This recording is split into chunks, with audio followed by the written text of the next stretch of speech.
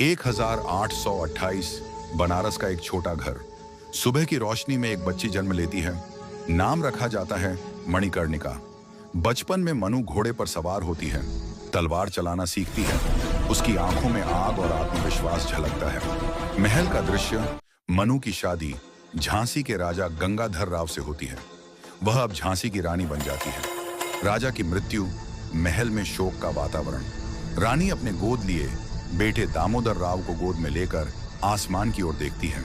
अंग्रेज अधिकारी झांसी का नक्शा टेबल पर फैलाए हुए लॉर्ड डलहौजी कहता है, झांसी अब ब्रिटिश साम्राज्य का हिस्सा है। रानी किले की दीवार पर खड़ी होकर दृढ़ आवाज में कहती है, मैं अपनी झांसी नहीं दूंगी। 1857 की क्रांति की आग। सैनिक झंडे उठाते हैं, तोपें दागी जा रही हैं।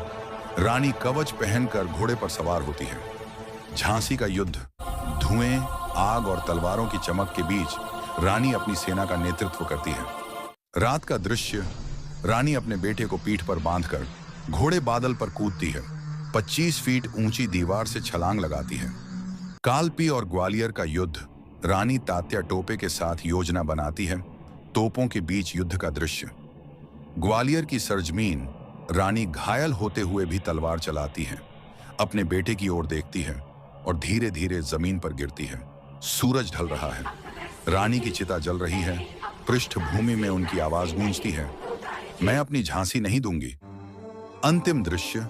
आजाद भारत का झंडा लहराता है। स्क्रीन पर शब्द उभरते हैं, झांसी की रानी अमर रहे।